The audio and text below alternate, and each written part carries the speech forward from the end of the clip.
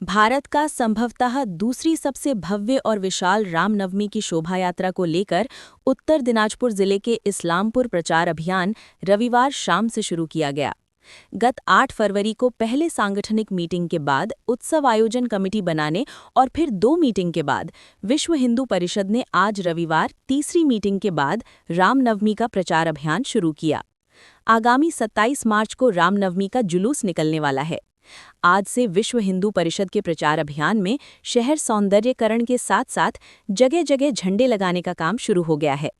रविवार को Islampur bus terminus के पास के इलाके में भगवान राम की तस्वीर वाला एक बड़ा बैनर लगाया गया। साथ ही पूरे शहर को भगवान राम की तस्वीरों और भगवा झंडों से सजाया जाएगा। विश्व हिंदू परिषद के उत्तर बंगाल क्षेत्र के सोशल कोऑर्डिनेटर गौरांग तालापात्रो ने कहा कि चूंकि ये साल राष्ट्रीय स्वयंसेवक संघ और संघ की शताब्दी का है, इसलिए 2026 की रामनवमी एक ऐतिहासिक रामनवमी होने जा रही है।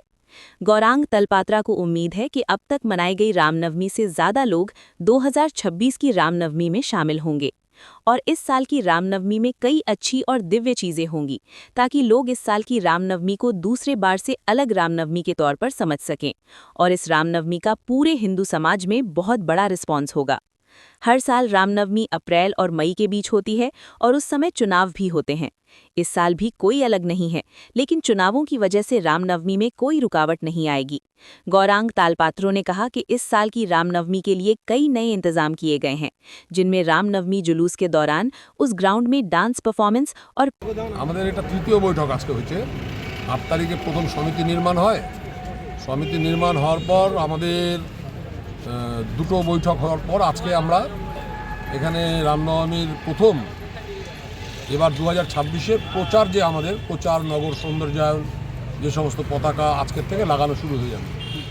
এই পুরো শহরকে ধীরে ধীরে আমাদের এই গেরুয়া এবং রামের ছবি দিয়ে সমস্ত শহর ছেয়ে দেওয়া হবে। এবার যেহেতু রাষ্ট্রীয় স্বয়ংসেবক সংঘের 100 বছর পূর্তি এবং এই সংঘ শতাব্দীর সাথে আমাদের এবারে যে রামনবমী ঐতিহাসিক রামনবমী এবার 2026-এ হবে। দীর্ঘদিন যত রামনবমী হয়েছে বিগত রামনবমীর থেকে এবার আরও অনেক বেশি সংখ্যায় মানুষের যোগদান হবে বলে আমরা মনে করছি। আর তার সাথে এবার রামনবমীর মধ্যে অনেক কিছু ইমপ্লিমেন্ট থাকবে যাতে আরও ভব্য এবং দিব্য রামনবমী হয়। আশা করি আমাদের রামনবমীতে এবার সবসময় মানুষের একটা সাড়া ফেলবে এই রামনবমী সমগ্র হিন্দু সমাজে।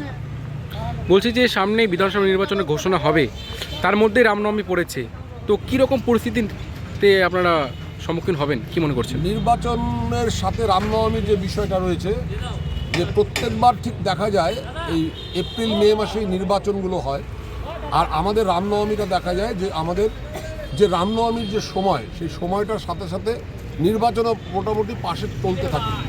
বিগত দিনেও আমরা অনুমতি পেয়েছি, প্রশাসনিক অনুমতি, এবছরও আমরা পাবো। নির্বাচনের কারণে কোনো বছর রামনবমী থেমে থাকেনি, এবারও তার ব্যতিক্রম হবে না।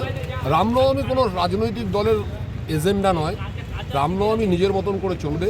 পুরো হিন্দু সমাজ রামনবমীতে যোগদান করবে এই ধর্মীয় শোভাযাত্রায়, এবারও তার ব্যতিক্রম হবে না। নির্বাচনের মতন চলতে থাকবে সাধারণ নির্বাচন, রামনবমী নিজের রাস্তায় নিজে চলবে। 2026-এর রামনবমীর নতুনত্ব কী থাকছে? এবার রামনবমী শোভাযাত্রার মধ্যে আমাদের 2-3টে পরিকল্পনা রয়েছে, তার মধ্যে একটা মাঝখানে নৃত্য থাকবে। আমরা মোটামুটিভাবে একটু প্রস্তুত হয়েছি। রামনবমীর যে শেষের যে মাঠ, সেই মাঠেও আমরা রামায়ণের উপরে কিছু চিত্র ওখানে আমাদের প্রদর্শনী হবে।